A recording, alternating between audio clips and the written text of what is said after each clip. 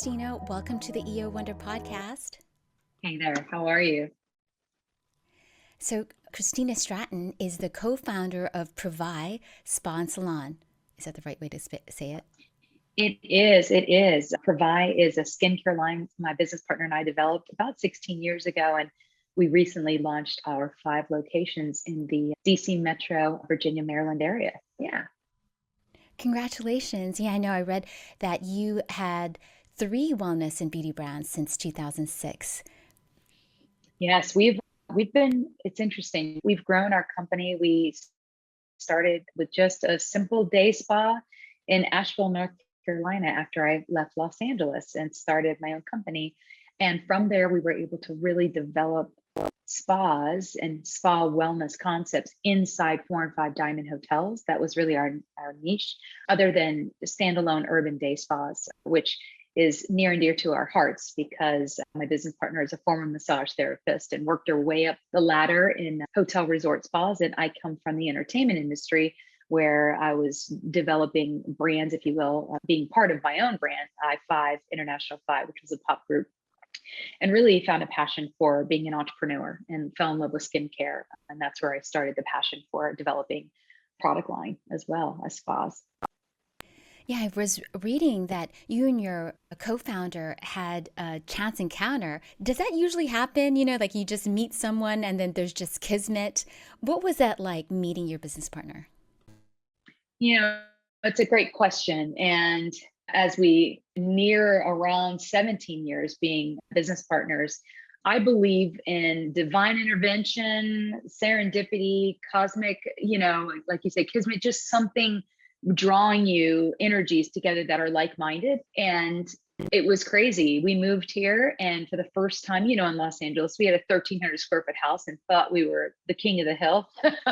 When we moved to Asheville, we actually were able to buy a 4,000 square foot house and didn't know what to do with all that space. It was almost like, we're just going to live in this corner. I bet people from New York understand that too.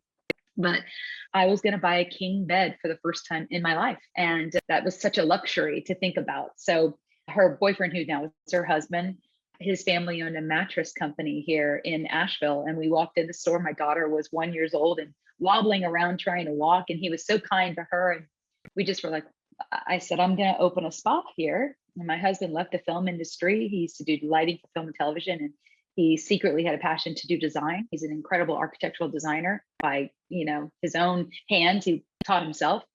And we just said, gosh, this guy's so awesome. He started talking about his girlfriend, Alana, and how she's going to be a spa director down in Naples. She was just headhunted.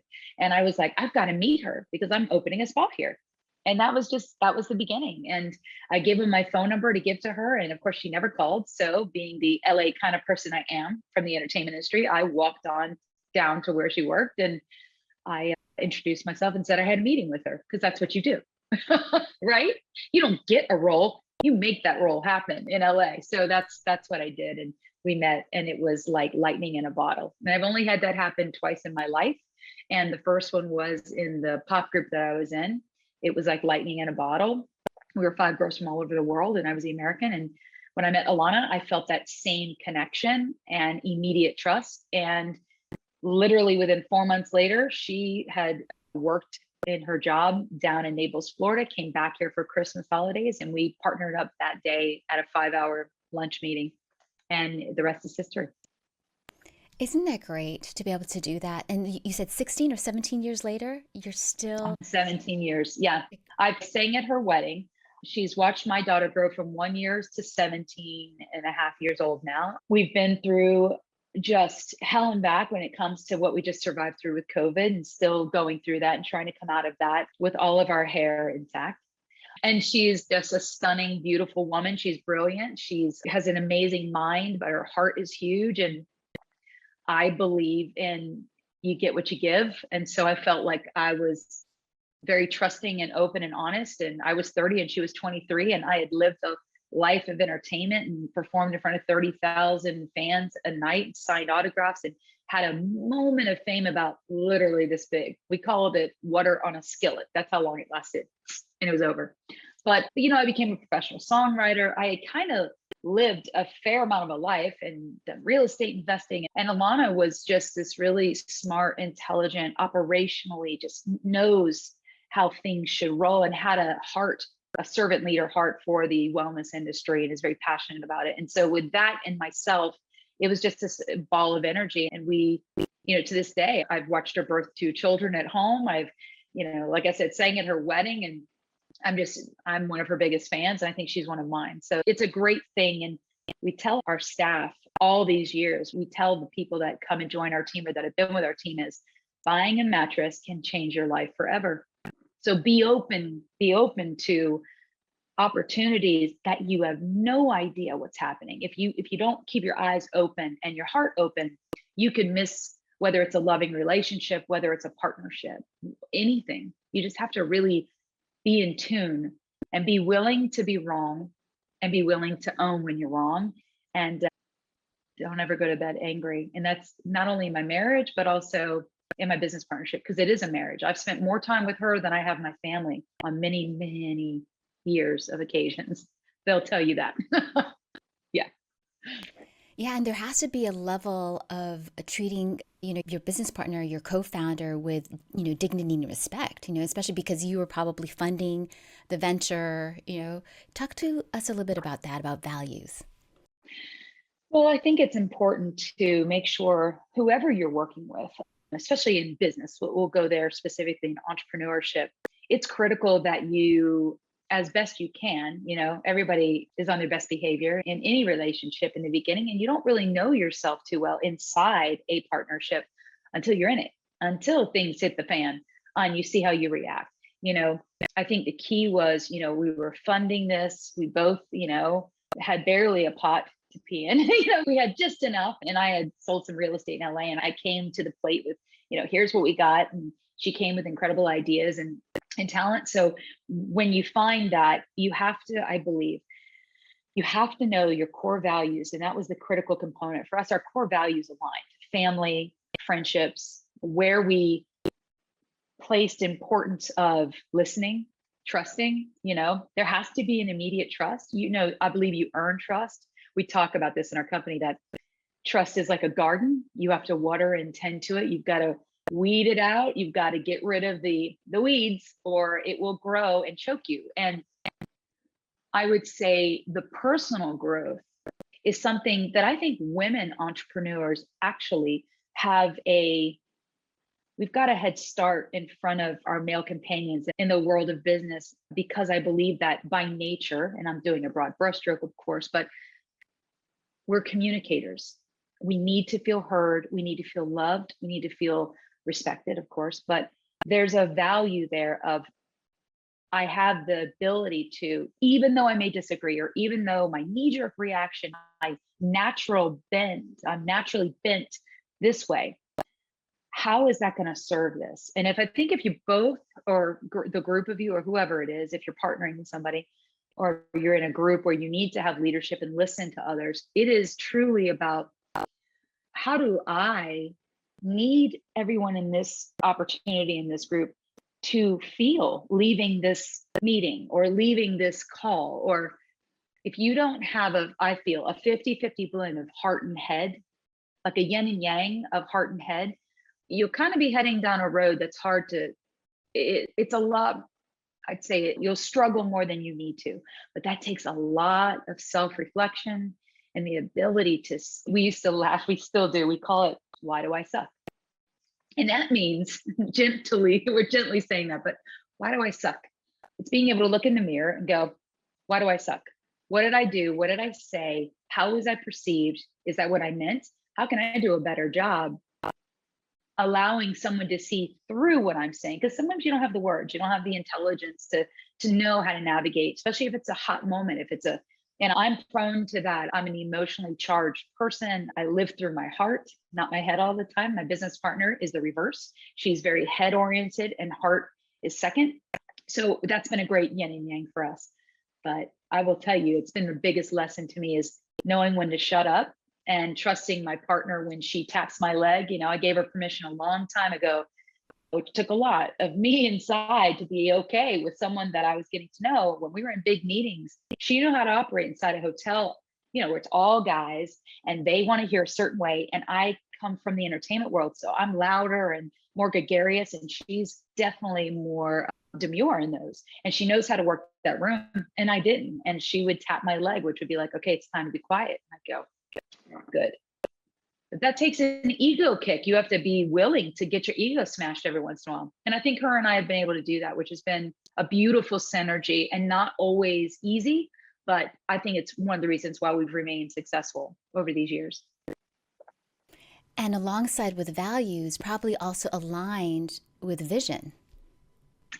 That's critical, because if you have polar opposites or even visions that are kind of close but not really aligned, you can start down a path that you end up and you're like 10 years later.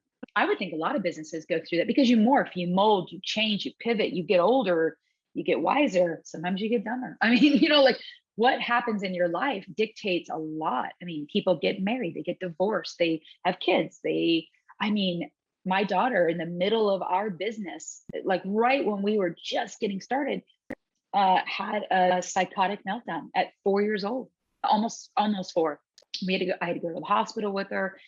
She regressed, and we thought she was autistic, which come to find out, 10 years later, when she was 14, she was diagnosed with Asperger's, which now is ASD, autism spectrum disorder. And we didn't know what was going wrong. And my whole world crashed. But I had a partner there who picked up the slack. And I think that our vision of our company has always been the same. We always wanted to focus on the people that were in the business, because without them, we're nothing. We're fun, we have a good time, we're smart, we know how to do it. But if I don't have people that can execute and do things through the DNA that we're trying to give them, and also pepper in their own value system and love, trust, respect, and discipline, those are our 4 core values. They're going to have their own little spin on that. And I think that's important, that people feel their own identity inside your company with the vision, as long as everyone's executing and can look back and go, are we living the mission? Are we living the vision? And we have to ask ourselves that too sometimes, because being an owner, you have to make decisions that sometimes, I mean, COVID was the perfect example of how do you furlough 250 people and not want to crawl under a rock and hide? How do you do that? And I couldn't have imagined going through that without having a partner to lean on. I think it was the only way that we could have got through that, because we didn't sleep. There was a lot of tears and there was a lot of fear. When my husband cried, who doesn't cry, he cried because we're like, we're going to lose our home. We're probably going to lose our home because I'm, leveraged to the nils, and my dreams and the work I've done for all this many years and what we've put into this, and the sacrifices and the no dinners with the family, missing her, 5th Halloween and all that stuff as a woman and as a mother and as a wife and as a business partner, it would have been too much for me personally, where I don't know how I would have handled that. Thank goodness I didn't have to figure that out alone. And now we're almost, I guess, on the other side of COVID. Looking back, what are some lessons that you've learned? Oh, man. It's interesting because when we all thought it was 2 weeks, the devastation of like, well, how, and I have businesses in California. I've got 2 spas that I personally own in Los Angeles, and they were shut down. If I added up, it totaled almost 9 months. It was because it was back and forth. I mean, I actually got fined because I stayed open for a little bit, because I'm like, my staff have to feed their families. I don't know what to do. And it's in the spa industry. We have people that have fibromyalgia, and they're getting like incredible Thai body work from these therapists. And, I want my team to survive and give them the tools that they need. But the rent's going to be due. I mean, all the landlords in LA, I get it. Everyone did what they could, but guess what? They still are demanding that rent from that year where I didn't make any money either. So it was just crazy. And I think what I learned is that I love my family. I always knew that, but we didn't get to go anywhere. And I'm claustrophobic. So I started like having these moments of like, I got to get out. I got to just drive. And I would get in my car and just drive and be like, I'm so sick of being on Zoom. This was all we were doing 14 hours a day, planning, figuring out, pivoting. And my business partner and I spent easily 14 hours a day, 7 days a week for months, because we were refocusing our energy on how we could come back from this alive. Because our company, all of our businesses, typically inside hotel spas, they were closed. They were closed. They were demanded to close. No staff were coming back. Everyone was scared. They thought they were all going to die. A lot of people did die, of course. And we just all thought it was apocalyptic. So the lesson for me, lessons plural, was just what I think everybody learned. I didn't have the luxury, and I was being truth and joking. I was laughing with my friends about, I would read posts from friends that were like, I got to do hot yoga today. I learned how to do it on YouTube, and I'm writing a gratitude journal. And I'm like, I need you all to shut up because I am in hell. Okay. And no one was talking about the hell. They were talking about how the enlightenment was happening. And I'm like, I don't, I didn't get enlightened at all, other than I'm glad I survived and knock on wood, never got it. I was just like, please don't tell me that you've written another page in your journal, because my journal, I'm burning right now. You know what I mean? I just needed people to be real that were going through some stuff. And thank goodness, I had some dear friends that let me let my hair down and cry and laugh. But I learned how to just, we own nothing in this world. The only thing we're given is the grace that we give others, and the brain that God gave us, and how are you going to use it, and the heart that you have. And either you're going to do good for people in society and community and family and friends and be a light, or you can flip into a dark place. And I think we chose light, even though there were moments of darkness. And I think that I wish we had more of that in the world. And I think spa, some people think it's a luxury, which obviously it is. It is an expense. People used to think it's pampering. I don't believe that anymore. I used to when I was younger. I believe it's a necessity, because it is a prescription. It's an anecdote. It's a value system of, I need to put myself first, or I am worth nothing to my close, dear people that need me, because I can't reset, recharge, reinvigorate, think clearer, and I think that that's something desperately needed to pay attention to in my own life, because I'm a workaholic. I like to work, and I hate that word workaholic because it sounds negative. So it's like, what can I say about it? I love doing what I do, or I wouldn't do it. And I think that was the lesson for me, is that I love what I do. I don't want it to end. I need to figure out how we can reinvent ourselves. And I think we did that. And thank goodness you did make self-care a priority, right? Can you imagine without self-care where you could be? I'd be scared what would happen to society. I mean, for those that at least practice self-care, whether it's in their own home, being quiet, doing a gratitude journal. For me, if someone asks me, what's my respite? Because I don't always get to go to spas. It's kind of a nightmare for me when I go to spas, because then I'm judging them the whole time, and I'm analyzing and thinking it's too cold, too hot. Their hands are rough. Are they not? I mean, their nails are too long. And are they wearing a mask? Are we not? Like, I mean, all of that fun stuff that is operational that I can't seem to escape from. But I think it'd be the same if I was a chef. Everything I eat, I would be like, I would actually hate to be a chef, because I'd be, everything that touched my mouth, I'd be like, is it too buttery? Too salty? So I feel that's the same with spa in me. And it's a bit same for my business partner. She says the same thing. We can't enjoy a spa treatment. And it's hard, because even a good massage is still a great massage at the end of the day, right? Because I can't quite get the same, like to get my hair done. But I do think self-care, albeit overused, everyone's saying it, but self-care is really, for me, this is the concept of Privai Spa Salons. Our goal was to take our skincare line, which is botanically based and rooted in natural ingredients, but taking that and morphing it into touch points that a guest, a client, a guest, customer, we call them guests, can experience over and over again. And they anticipate that, they expect it, because I believe 5-star service does not mean you need to be at the Four Seasons or the Ritz-Carlton. I believe we all have a choice of where we spend our money. And if we so choose to spend that hard, especially now with inflation and the cost of gas and bread and food, and if you choose to spend your money on yourself and your whole being and your wellness, I want you to have optimal spa experience. And if you don't, then that's our fault, and we need to figure out how to make that better. So I think that's something some businesses have lost. And I get it, everyone's short staffed. So we are in a crunch of people that hightailed it out of the wellness industry. Therapists, spa therapists, massage therapists. It's very difficult to find them. But I believe that you can't digitize, human touch. You can't. A robot can't do it. You can't AI it, and you can't phone it in. It's human touch. And that's one thing that I feel strong about, that Human touch heals people in so many ways.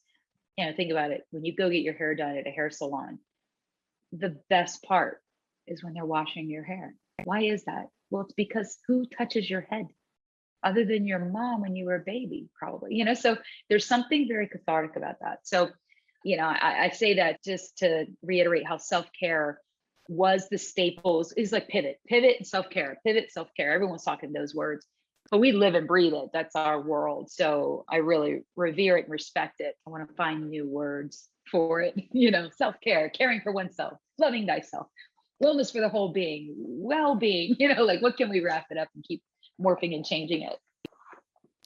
And you also believe in personalized wellness. Talk a little bit about that. Absolutely. Well, part of the whole idea, it's always been part of our methodology with spa services and salon services, is that this should be personalized because it's not cookie cutter. One size doesn't fit all. And how do you do that, but also maintain consistency in a brand and consistency of touch points and DNA? Therein lies your challenge because everybody is different and they're personal. So what we did during the pandemic is my business partner had an idea to develop an app. It's called Spa Space. And the idea behind that is we have an algorithm, it's patent pending. So this website and app are able to pair the gifts and skills of therapists, whether it's massage, aesthetics, nail, hair. They all have licensure. And specifically, we'll focus on massage at the moment. These people study in Hawaii. They learn lomi lomi. They learn ashiatsu. They learn trigger point therapy, rolfing. Thai. They learn everything you can imagine. Essalon, which is a whole different kind of massage. None of us really, unless you study this or you're in the industry, you don't really know what that means. You just go Swedish menu, Swedish deep tissue aromatherapy, I guess, hot stones. That's the static menu. We've done that for, this was 16 years we've been doing that. But during the pandemic, we had a time to go, hold on, what do people need? What do they want? And the guess was, and we did a calculated risk guess, which is people want to feel heard and they want to feel taken care of. And they don't want it to be out of a box, cookie cutter, put me in that box, because I have migraines. I have TMJ. I may have a totally different body than you. I have PCOS, which is a hormone imbalance. I may suffer from sleep deprivation. You may need to have deep relaxation. You may not like deep tissue. I may love deep tissue. There's so many things that you could do that a therapist, when you put it in our algorithm, that what's your goals? The goals are, I want to relax, I have migraines, and I get TMJ. Those points line up with the therapist certifications, and they've given themselves a rating of their expertise in those arenas, in all of them. Thai, Ashiatsu, Essalon, all the things I mentioned. That will ping you and get you tied up and linked to a therapist or several therapists that specialize in that field. They know it well. And it will also tag you to a place where you can go, a spa space, and get that service. So whether you're going and you want to go to a Four Seasons and they happen to be on our Spa Space app, or even a Privai Spa Salon, when you go to book that, you go to book your thing, you want this, you pick a service, you say, these are my issues. It will, through the algorithm, and it gets more intelligent every day when we're booking these, which is great. We've been doing this for 19 months now. It will algorithm you to the perfect therapist provider for you, which has in turn created customized, personalized massages and facials, things like that. And it makes it different. The guest feedback, 92% have said that it was the best massage they've ever had. And they didn't even know what was going on, like what type of service it was. They just knew that it was what they needed. And I think that's the answer that we all would wish for, you know? That is such an incredible outcome from, you said it was 19 months. So this was birthed when you were in And COVID mode. yeah, we started talking about it prior to COVID, but it went into hyper speed mode because we couldn't come back as the same company. We would be bankrupt. We couldn't come back with this many front desks. We have these therapists on hourly. We brought everyone back on as an independent contractor, massage therapist, and esthetician, all of our providers, because we wanted to also respect the fact that these therapists needed to change their lives. A lot of our 98% of our industry and our company is women. They were now at home with their children who are homebound now. I was home every day with my daughter. She couldn't drive. She's, high schooler, and I'm having to literally pick her up off the floor from depression because she has no friends and she's sitting there weeping because she wants to go back to school. And so not only were women in a really, I mean, you can see when you look at the graphs of women in the workforce, what happened to us. It's almost like we went back in time, 1950s. Like women had to go back and be at home. Not all women, of course, but this is what we did. And it's not an option. It wasn't even a question. This is what we're going to do. We're going to get home, be there with our families, give up our careers. So what we wanted to do was accommodate the needs of our providers so that they could get the schedule that they wanted. They could work 4 to 7 hours instead of like, you have to go 9 to 5 and it's this or that. You have to work on the weekends or that. And that's opened up our scheduling opportunities for these extremely gifted who don't want to be put in a box. A lot of those therapists, and our core demographic massage therapist is a 40 to 45-year-old female, because they're the ones who their kids are just a little older now and they have all the skills of years of being massage therapists. And if they go and work at certain establishments, they can't break out of that mold. They have to do the Swedish deep tissue. So it's really opened up their eyes to the using their skills and talents that they have to get every year. They've got to get certified in. So we were inspired by our therapists, and we hope that it continues to grow. The app continues to grow and therapists join our platform. I mean, it sounds so amazing. Also, I had a question. There's a lot of aspiring entrepreneurs, women entrepreneurs that are listening to this and like, wow, like she's gone through this COVID pandemic. She's got 5 salons. You shared a couple of, struggles, but, sometimes people think, gosh, I don't know if I can do that. What type of advice would you give to a woman who's waiting on the edge and wants to jump into entrepreneurship? Yeah.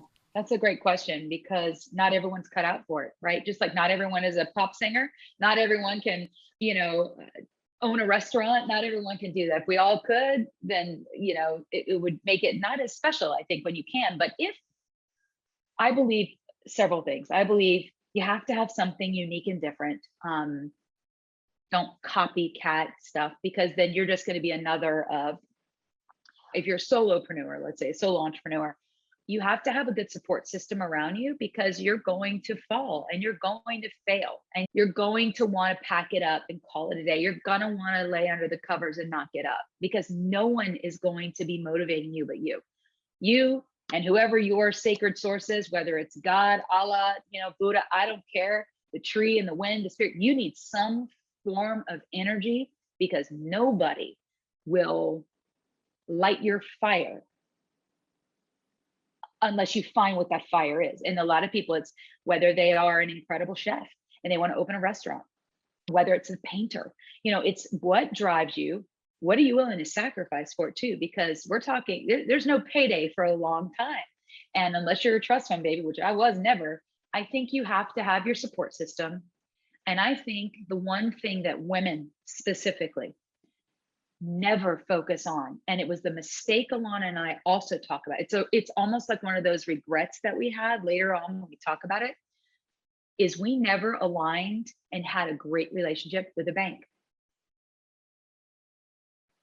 You don't want to self-fund. You want SBA loans. You want people that are going to count on you. And I can tell you, in 16 plus years, the banks don't line up for women-owned businesses.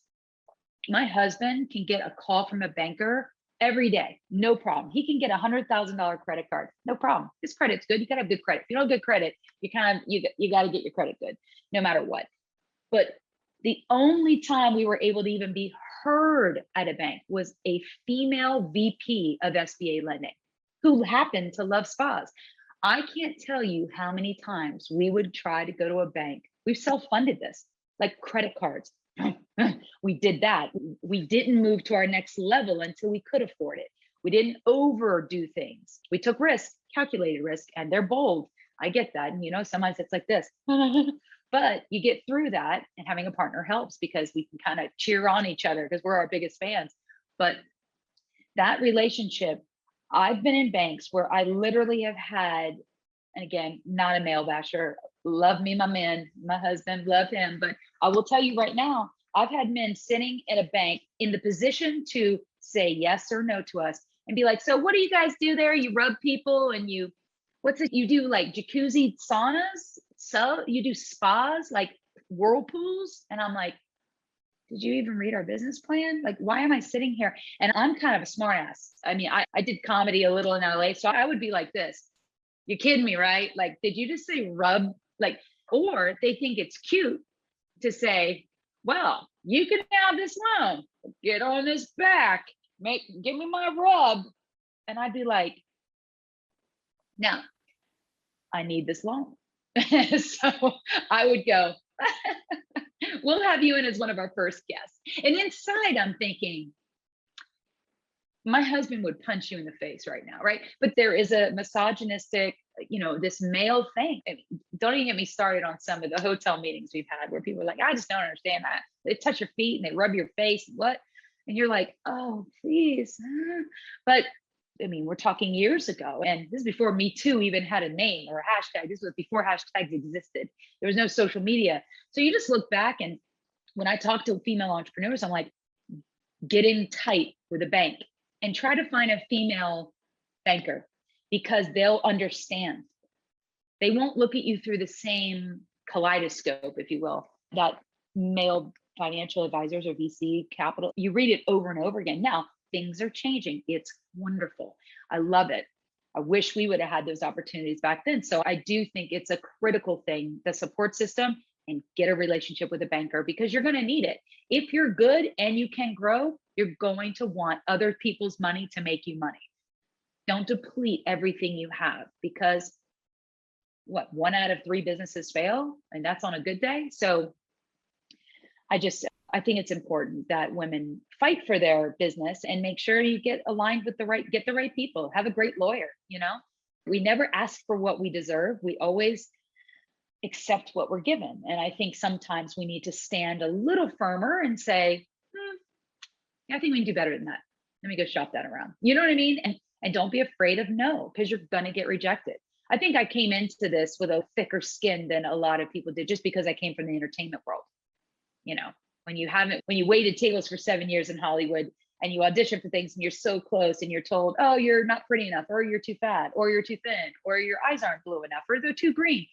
You're like, what? You're trying to be everything to everybody. And finally you just go, this is who I am. This is what I bring to the table. You can sign on board and ride this gravy train, or you don't need to. But at some point of the day, I've got to believe 1000% in myself, and everyone else can go, enjoy their day in a nice way. I'll be kind. I'll be sweet when I do that. But that's what I would tell them. Those are the 2 top things that I could think of. And I do agree with you, because if you take a look at the state of business here in the United States and in the world, it's like men got a chance to play Monopoly since the 1600s, and women just started playing since the 1970s, because it was in 1970, it was at that point, women still needed to ask their husband and or their father to co-sign with them for a bank loan. What we're experiencing is not false. It's really just because we weren't allowed to play the game until a few decades ago. And so good for you. Yeah, good for you. But you're an entrepreneur, you understand. And what if you really think about that, right? Isn't that insane? Like, but we weren't even invited to the party. We weren't even allowed to show our face. We weren't even allowed to show our wrists, for God's sakes. I mean, come on. Like, I would not have done well in that time period. I would have been burned at the stake. Okay. They would have put me on a pedestal, but I would have been burned because I would have been like, all y'all need to go, because I guess I was born in the right era, because I am not good for that time period where women, they were to be seen and not heard, and I'm 48. So I'm not that old. I'm not too young. I'm right sitting in the center. And thank goodness there's some enlightenment happening. About time, I think. Yeah, and there probably were some women similar to you, because that's how we probably made a little bit of movement. We made some small, sweet steps, since the 1600s, first voting, right? And then and business, and then, getting educated. But yeah. It's a road. It is definitely a road. And, women, along with minorities, we're minority. Even though we're 50%, let's say, of the population, we're still trudging for the equality of that. And again, I'm not a big, wave my flag and run out there with picket sign. It's just not, I'd rather say, get to work. You know what I mean? Like, I love it. I love that we have women that are so passionate about that. I say, keep it up. But you also need to have the balance of that, of the women that are actually able to physically move the dial. And how you move the dial, I feel, is through the action of whether it's you are doing a picket, you are fighting, you are a Capitol Hill, you are speaking up, and you also are employing other women and you are moving that dial in that other direction. You need both of them moving at the same time. And what's really interesting about what you're saying about, money and capitalism, women now today have actually have the purchasing power. They own over $1 trillion of wealth here in the USA, more than men. Because why? They live longer than their husbands, and maybe they've inherited it from other businesses. But now it's turning. I mean, that I think the tide is turning. You're right. I believe that. And interestingly enough, too, we also are the purchasers. So we're the people who, example, for hotels and spas, spa even became relevant beyond the whole idea of saunas per aqueum, which is what spa means, which is healing through water. It started as like the country club would have the gym, the tennis, the this, then maybe this type of physical therapy, and then it morphed into. But we are the ones who are choosing where we're going to stay on vacation. We're choosing what restaurant we're going to go to. And we choose hotels to stay at if they have a spa. So when we go and we pitch a spa to a hotel because they know they need it to be at a certain diamond level, we're like, we're your core demographic. Discretionary income, certain age range, looking for this and this. If you don't have it, they move on to the next one. Our attention span is longer also than men's. So we have the ability to kind of, we're opinionated and we definitely will we'll change our shoes, we'll buy more earrings, we'll try new lipsticks and makeup, and we're not as loyal when it comes to brands as men are. Men are very loyal to brands. Interestingly, they'll wear the same shoes for 15 years. Women were like, never. We will buy 15 pairs of different shoes because it has to match the right outfit. We know. But when you get down to it, women will stay loyal to a hairdresser. Ooh, they will die there. They will not eat before they'll do their hair and their nails because they value, there's a value in that. When the Great Depression, they talk about what spiked lipstick sales because women needed to feel beautiful because they were feeling so depressed, and hair salons thrived.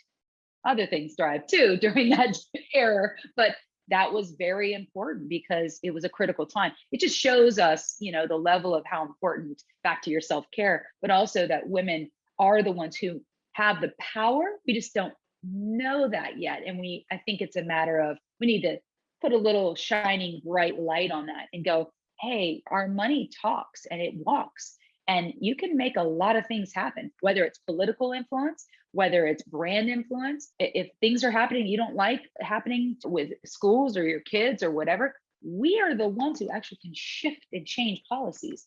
So we kind of need to get our heads all together, because that's everything too. I believe women can have intense, healthy conflict conversations. And, yes, they say men can fight and get into an argument and then have a beer later and be cool. Yes, women, we talk, we'll internalize and all that. But at the end of the day, women, I believe, can intellectually and emotionally connect and get past the differences. And I do believe that's a cornerstone of how we can move dials for women in business specifically. So now gosh, it's already April in 2022. I read one of your blog posts and you said that, 2022 is the year of you. If someone doesn't have access to your salons, because you're in different areas, they can buy your products. Like, what type of advice could you give so that women can prioritize their self-care? Well, first, I think it's important to identify, what does self-care mean to you, right? Because again, it's personalized, it's different. Some people, self-care is literally sitting and rocking their 2-year-old. Wasn't my choice. That made me, I liked it, but boy, would I rather have been in bed curled up with a book. But everybody has if you give women a moment to get the static out that's all filling. I mean, because we web, women, we're known as webbers. We can handle 1,000 different things. And some people say it's multitasking. It's actually choosing what you need to do. Ga, ga, ga, ga, ga, ga, ga. We just are able to spin back around like a spider. But I would say that know what makes you tick. Know what is your triggers too. Like for me, if I have had a bad day or it was a bad call or something happened that I can't control because I'm a control freak, I think a lot of entrepreneurs are. You got to give up a lot of that control. And that's what COVID did. It kind of said, you're not in control. Never were. God does that too. He goes, hey, you know what? I'm just going to correct you real quick on that one. But I do think that finding out what is your thing, and you don't know that until you give yourself pause, you know what I mean? Because we're going and going and going and going and taking care of everybody else. And, oh, what do I need to eat? Oh, I'll just grab this. And when you take a moment, I found that mine is I need to take a 10-minute, only 10 minutes. I never go longer than that. Max would be 15 minutes, a very hot bath. I put my Privai oil in it because it's vervain and lavender, and I love that scent profile together. That smells more like lemongrass or lemon verbena and lavender blended. It's beautiful. I'll put that in the bath, a little bit of bubbles, and I will soak for 10 minutes because no one can come in, no one can talk to me. My phone's in the other room, and it gives me a moment of clarity and quiet. I need quiet because my brain is hurting. My heart and my head are in conflict with each other usually on that if I'm in that moment. That is my chosen self-care, other than just, I call it numb and dumb TV, not Desperate Housewives. That show was a long time ago, but it was good. But like Housewives of Atlanta, give me some good stuff. I get some great like comebacks from that. But numb and dumb, it's like I just want to watch other people have a lot of stress because I never want to have that. But it's so good to be a fly on the wall watching a train wreck. But you know what I mean? Like there's something about that. What is your ticker? What is it? What do you need to go? That recharged me, And some people, it's going to a spa, it's getting their nails done, getting their hair blown out, getting a facial because they're presenting it to the world and they feel like they want to look as good as they can. And that means in their minds, presenting themselves softer skin or get their lashes done. There's something about that beauty and body being combined, it can be very synergistic in your spirit. And I think a lot of women judge themselves for wanting to feel beautiful. Well, it's only judgment if you have a judgment on beauty. Well, what does beautiful mean? Beautiful could mean someone sitting on the corner playing a guitar and you sitting and listening to them. That can be beautiful. Doesn't have to mean egocentric. You know what I mean? It's not about a mirror. It's more about, it's a reflection of what's going on. And I just believe in no judgment. No judgment. What's your gig? If you're not hurting anyone else and you're not pressing upon somebody else a negative thing, go nuts. That's why I'm not anti-Botox, nose jobs. But what do you need? As long as you're not hurting yourself and you're not doing it out of a self-loathe, because that is different. And yes, people do that all day, we know. But I do think that find out what motivates you, and no one needs to know. It's not something you need to scream from a rooftop. You know what I mean? Like if your thing is, hey, every 6 months I want to get Botox, makes me feel good. Go nuts. Just get a good doctor. Make sure you know how you're getting it done. That's all I ask. You're so funny. I love that you were doing comedy. Would it also, because it's customized to you, would it be like watching a funny movie for you? It would. The hard part is that it better be funny then, right? So it all depends. I'm a rom-com fan. I Love. cry. Oh my gosh. Like the best movie I ever saw in my life, I would say, is The Notebook. I mean, I'm bawling like So a great. baby. So great. But then so was The Proposal with Sandra Bullock. I just watched that recently with Ryan Reynolds. I love them. And my husband watched it. We're laughing like laughter, we know, releases dopamine. It is a heroin, if you will. It's a healthy heroin. So I always encourage people, do what makes you laugh or cry, as long as it's in a good way. Not Both? bad. Yeah, or both. I laugh and cry. And then, every once in a while, go hit a jacuzzi and put yourself in the bathing suit and stop looking in the mirror and judging your butt. No one cares. Get over yourself. You're okay. Because guess what? The thing that I have learned is your butt will fall and you will not have the best body the rest of your life. It's okay. if you got some pounds and the baby weight after 17 years still is there, like, let's give ourselves some grace. You know what I mean? It's exhausting to try to keep up with the Joneses because guess what? They got their own problems too. And you have some beautiful guided meditation on your site. Oh yeah, we do. We did that a long time ago. Alana wrote a beautiful script, and I used to do voiceover back in Los Angeles for gosh, 15 years. And so I recorded the voiceover. We've got a spirit guided animal, which I never was really into until I did it. And then I actually saw it when I was doing this meditation. I saw an animal and it freaked me out. Like I couldn't believe it. Like at first I was like, this doesn't work. Come on. Because I'm more skeptical. I always bring in the realist in a room. Alana's more of an optimist. And I'm more like, really? A little sarcastic, like, okay. But I did. I saw an animal and I remember being like, and every year I try to do it again and see what I see. Because if you look up in the book, you can look up, there's many books on spirit guided animals from Native American culture, Cherokee Indian, and you can see like, what is that representing? Why? And then it's amazing how it correlates with what's going on in your life potentially. And then we have the heart meditation, which also just helps people center. And we used to charge for these, and now we put them on our website to make sure people can use it for free because, you know, listen in your car, listen during a podcast, or if you're in between shows, you know, just give yourself a moment, whatever is your ticker, whatever makes you tick. What's your spirit animal? Well, the spirit animal I first saw was a white owl. And I was like, interesting. Yeah. The next year I saw a shark. Whoa. Freaked me out because I'm like, shark, is someone Was it trying a to hurt white me? shark?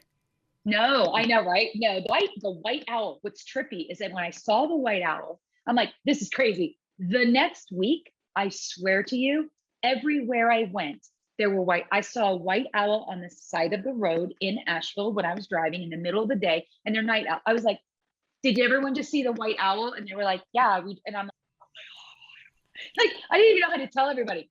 Then I went to the store and they had this little white, little baby owl statue sitting in the thing. I'm like, okay, this is freaking me out. What And I did it swear to you, represent? well, for me, it was about knowledge, about there was knowledge coming to me, or that I needed to not, I needed to gain knowledge over something that was going on. And at that time, I remember being like, what could that mean? And it came to light of like, you need to gain more knowledge in what it is that you're going through right now. And you need to understand. So it was like this, because owls are wisdom and seen as a protector of knowledge. And it really was fascinating to me because, you know, whether people give it 10% of worth in their brain, it taught me something. It taught me to look a little deeper than superficially what I'm walking through my life doing. And I think that that's where you can learn a lot from traditions, especially with Indians, and learning, you know, with the Native American culture and going through and learning other cultures. You learn the spirit guided animals and spirit meditation and what it does for them and their culture. You know, I think we all can learn from that for sure. What about a shark? Well, the shark was interesting because the shark came at a time when I was going through a lot of like transition and change for business stuff we were going through. And the shark was it was not a warning in a bad way. It was, there is something that's chasing you. It was more about internal chasing. And what was I chasing after? What was I missing? What was going on? And Wait, for were you me, running or were you chasing? I was chasing. Oh, I was chasing. So yeah, I was chasing and chasing, almost like running after my tail a little bit, chasing and feeling that, you know, obviously it's all interpretive. I could read that and be like, well, what was I going? Oh, that makes total sense. You know, it's like when a psychic tells you like, oh, yes. but there was an element of like truth in the knowledge, and your head and your heart will lead you to what you need to get out of that story. And, you know, and you can read several books and the characters or the animals can mean different things, and you'll be guided to the one that matches where you're at. And I felt it was quite interesting. So definitely, please feel free to share it to your audience because it is interesting. If you allow yourself to go there, it's cool to see if anyone will see a spirit animal. yeah, I did it a couple years ago, and mine was a big dragon, and then it became small. Like it was just like, Oh, and it came back big. Like it was just like I had to like somehow, I don't know, talk to my little dragon when I was younger or something. Maybe, right? Like it maybe, you start internalizing going, well, is it because I felt big or I felt small and I needed to search for that to feel big in that moment? Or what were you making yourself small for? And usually it's not you, it can be about your surroundings or people in your life too. It's fascinating, fascinating stuff. Fascinating. It really is. I love it. Oh my gosh. Well, thank you so much for all you do for women entrepreneurs. I know that you really support women. You're supporting your women, employees. You're developing these, vegan, botanical products, that are organic, that are so healthy. Thank you for just being you. I just have one more question.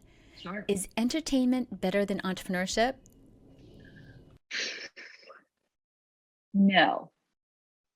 And the reason why is because as an entrepreneur, yes, I will always have a boss, if you will, which is whoever is our guest, our customer, my staff. Like our team, we are, employed by them. Like they are the ones who make me strive to be better. So I feel that, but I have more control to a degree of being able to execute a vision than I could when I was in the entertainment industry. When I was in the entertainment industry, it felt like I had to fit in a box.